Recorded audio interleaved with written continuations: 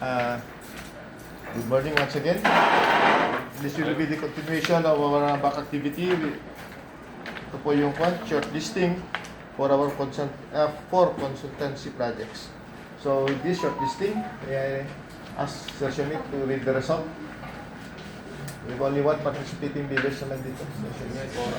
For just state For the first project, you read the contract ID, then the result.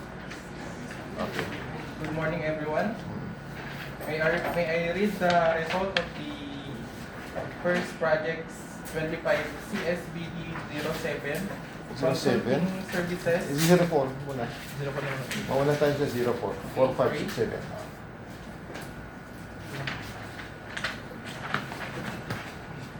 Okay. I will read the first consultancy. 25 CSBD 04 consulting services for geotechnical and geological surveys, investigation of proposed building projects for FY 2025, Cagayan 3rd District, 11 buildings. Okay. The consulting services has one bidder, Sisana Construction Materials Testing Center. For its experience, he garnered 10 points. He garnered 60 points with 10 projects more than 50%.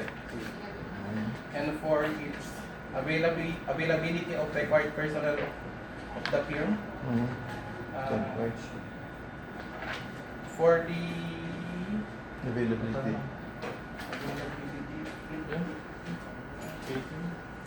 for part 2A, it has 18 points because he has one ongoing project.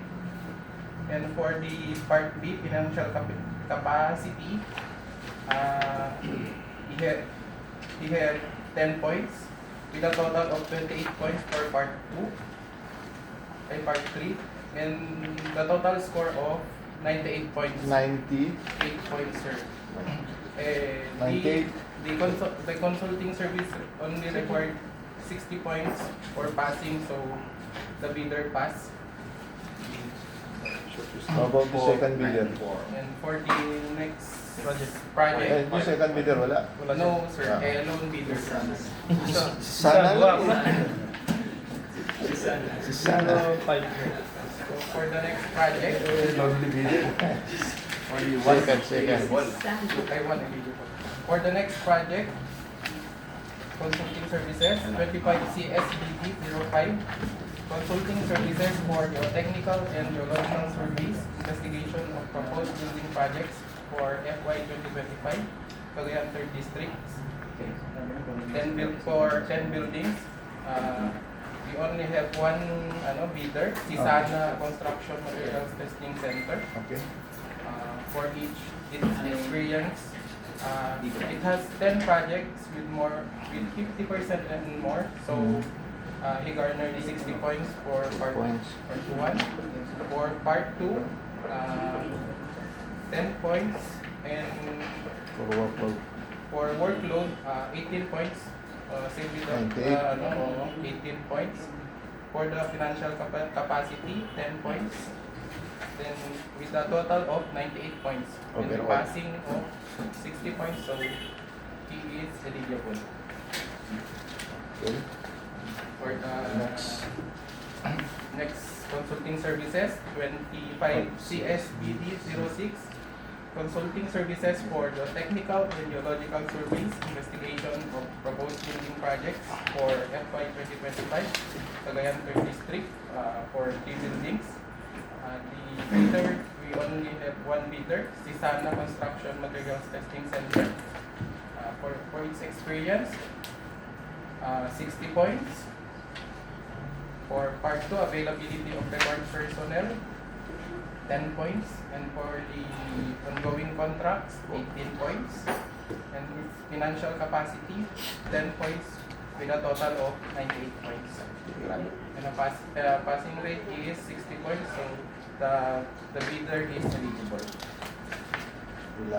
And for the last project, 25 CSBD 07, consulting services for geotechnical and geological surveys, investigation of proposed flood control projects, road projects, building projects, and bridge projects for FY 2025 Cagayan 3rd District. We only have one bidder, Sisana Construction Materials Testing Center.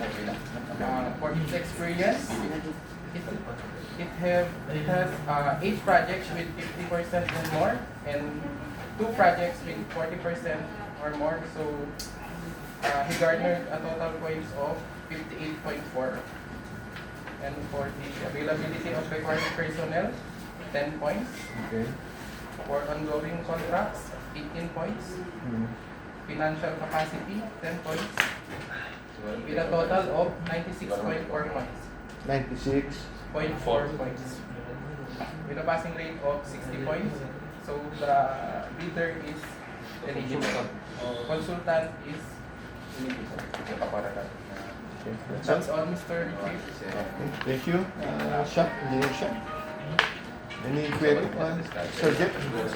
None? Being none, so we now declare this activity closed. Thank you again, once again, for the report. Next activity, next. Anong next? Wala na. Pagpalam yan eh. Next activity niya is kuhan. Wala na sa next. Private. Pag-solo ko ha? Sunog ba? Wala sa kasi Next activity sir. Revit Confidential beyond May 22. Stress sila lang namin. Hindi na Trabaho niya ka.